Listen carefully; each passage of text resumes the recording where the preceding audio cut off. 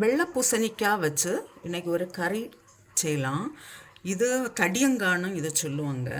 இதை இப்போ நமக்கு இந்த விதையெல்லாம் நீக்கிட்டு தோலும் நீக்கிட்டு கட் பண்ணி எடுக்கலாம். இப்போ இதில் ஒரு அரை ஸ்பூன் போல் மஞ்சள் தூள் போடுறேன்.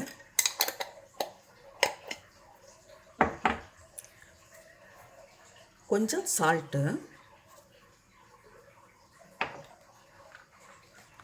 ஒரு சின்ன பீஸ் வெல்லம். இது போட்டால் அந்த கறி வந்து நல்ல டேஸ்ட்டாக இருக்கும். கொஞ்சமாக புளி கரைசல்,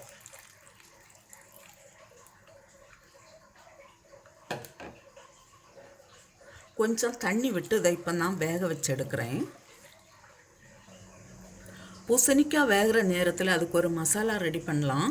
அதுக்கு தேவையான பொருட்கள்: ஒரு ஸ்பூன் உளுந்து, ஒரு ஸ்பூன் கடலைப்பருப்பு, இது பேடகி சில்லின்னு சொல்லுவாங்க, ஒரு 5 எடுத்துருக்கிறேன். இது அவ்வளோ காரம் இருக்காது, நல்ல கலர் இருக்கும்.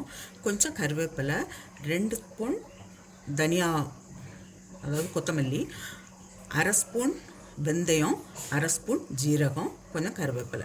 இதை இப்போ ஃப்ரை பண்ணி எடுக்கலாம். இது கூடவே ஒரு அரை கப்பு போல் நான் தேங்காய் எடுத்துருக்கிறேன்.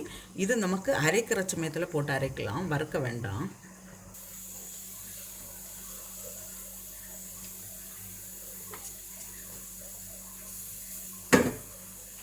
ஒரு டீஸ்பூன் போல் ஆயில் விட்டுருக்குறேன்.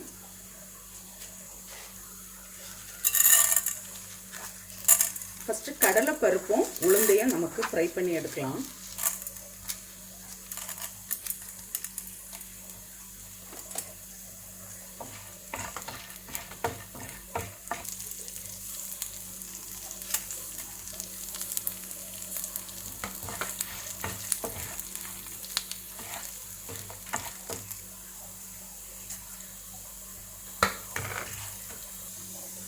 இது கூடவே நான் இப்போ தேங்காயும் போட்டு அரைக்கிறேன். கொஞ்சம் தண்ணி விட்டு அரைச்சி எடுக்கலாம்.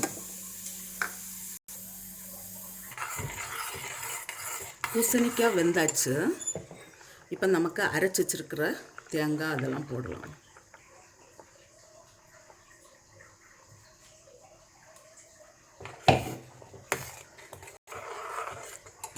இப்போது இந்த கறிக்கு நான் கொஞ்சம் துவரம் பருப்பு வேக வச்சு வச்சுருக்கிறேன். இதை இதில் சேர்க்குறேன்.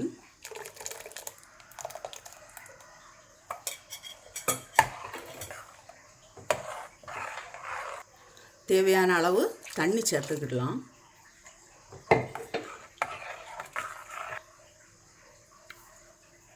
இப்போ இதுக்கு தேவையான அளவு சால்ட்டு, கொஞ்சம் கொத்தமல்லி இலை. கறி ஆயிடுச்சு. இப்போ இதுக்கு ஒரு தாளிப்பு கொடுக்கலாம். நீங்களும் இந்த பூசணிக்காய் கறியை செய்து பாருங்கள். செய்து பார்த்து உங்களுடைய கருத்துக்களை தெரிவிங்க. உங்களுக்கு இந்த சமையல் பிடிச்சிருக்குன்னா சப்ஸ்கிரைப் பண்ணுங்கள். உங்களுடைய ஃப்ரெண்ட்ஸுக்கெல்லாம் ஷேர் பண்ணுங்கள்.